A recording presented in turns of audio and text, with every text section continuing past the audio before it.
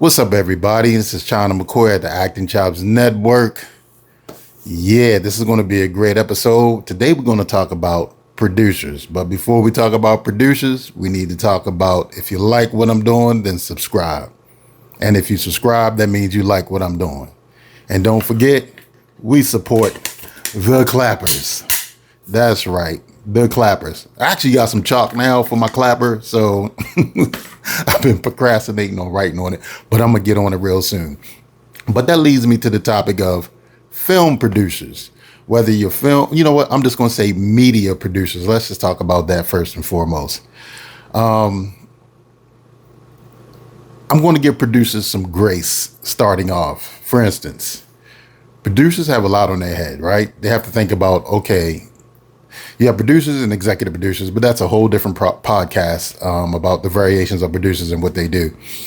But overall, the ones who have to handle the marketing sometimes, or sometimes, especially if they're creative producers, they really get into the wardrobe aspects and the locations and kind of sealing deals and making sure the money's locked and where are we going to shoot at? Are we going to shoot in Prague? Or are we going to shoot in downtown LA? Does it have 4 locations or 30? You know, it's a whole situation. A lot of producers work really hard to make sure that the movie turns out really well. And sometimes there's multiple producers on a movie. And sometimes there are a few. And that's a whole different topic, because if you have multiple, you can have 5 to 10 producers on one movie. Doesn't mean they're all doing the same thing. Sometimes they're just favors. Yeah, I'm making my friend a producer. Or sometimes someone can come in and they can bring in a lot of resources, so they get producing credit. So it's a whole different podcast on the descriptive aspect. But there's also a darker side.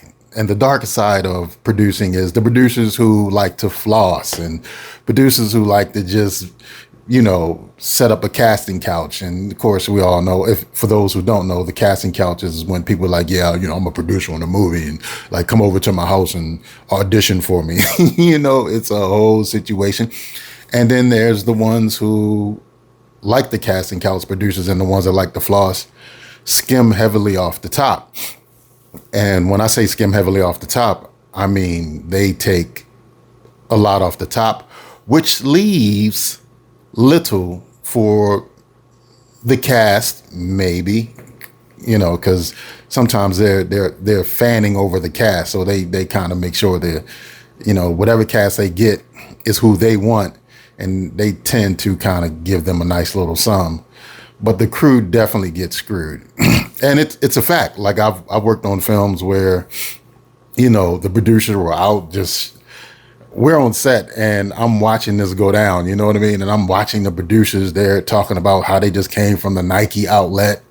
And other producers are talking about how they ready to go shop and get a new Tesla and looking at a new home. And then the other producers just flossing and throwing money and having parties and buying alcohol for everybody. And I'm thinking, wow. So we're working 12 to 14-hour days, sometimes overnight, and we're making EBT money, like little money. You know what I mean? Like, we're getting a little bit of money, and they're just flossing. I mean, they're talking about it freely. Maybe they're not thinking about it, or maybe they don't care, but it just blew my mind just to hear the conversations they were having among us. Like, we were like proud that they were doing these things. Like, oh man, thank you for, you know, blowing all this money on the party. And thank you for, you know, showing us your cool Nike gear that you just bought while we're making, you know, a few $100 trying to make your movie look good. And it was just very disheartening to see that side of the industry. So, like I said, you have different types of producers. You have producers that care. And you have producers that go out of their way and make sure the cast and crew is good. But again, you also have those producers that are self-serving, and it never ends well for the crew. And how these people stay in business, I have no idea, but they tend to keep thriving, I guess, because everybody wants to work. And, you get rid of the people that finally catch on and bring in new people. And if you keep repeating that cycle, I guess you can always stay in business if nobody's really, out there putting you on blast as a producer, like, hey man, watch out for that guy, or watch out for that production crew or the company, or whatever. Like they're gypping the crew. So just be aware when you get into situations, because again, as crew, we're just as responsible, and as actors, we're just as responsible if we take the job. You know what I mean? So if we take the job because we need it, but at the same time we love what we do, and a lot of producers know we love what we do, and we live for the dream, and that's our passion, and they take advantage of that passion. They take advantage of the dream. They take advantage knowing that not only do they want to work, but yeah, they really are down to make this movie, and they'll do anything we tell them, and they take advantage of that. Instead of, you really get more bees with honey. So if you treat your cast and crew really well, you will have an outstanding film. But if you treat your crew, if you're slave driving them and you're paying them pennies, the movie is not going to turn out as good as you are imagining it as a producer. But at the same time, I guess if you're skimming off the top, right, of the budget, then you only care about quantity and not quality, which is very important. You have to care about the quality of a film, because you can put out a quantity, but there'll be crappy movies, and eventually people will get tired of seeing your crappy movies, and they'll let the world know. And next thing you know, you're all over the internet. And next thing you know, canceled. You know what I'm saying? And that's not where you should want to be as a producer for any sort of media. Take care of your crew, take care of your cast, and I'm telling you, things will work out really well. So I had to speak on this because being in the industry for as long as I have seen the pros and the cons, the good, the bad, the negative, the positive, the ups, the downs, the highs, the lows. I can go on and on and on. And it's just disheartening to know that there are people out there that really will take advantage of the crew and make them work so hard. And then they go, oh, well, we gotta, kind of budgeted the film for the SAG bills and the SAG labors, and we also have to, and the marketing, we're spending so much amount of money, and we're going home with like $10. And I'm like, you're going home with about $10 while you just told me you're looking at a McLaren that you're going to buy tomorrow.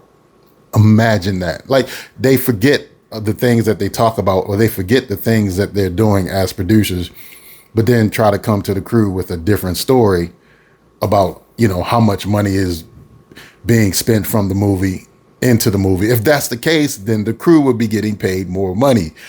So that was always one of my biggest gripes being in Hollywood, is working on films.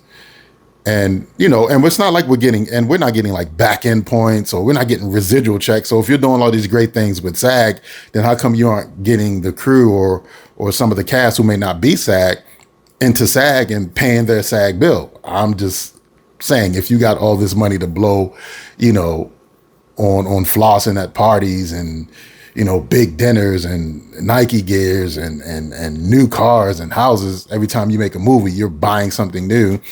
If you have all this money, then how come the crew is making less?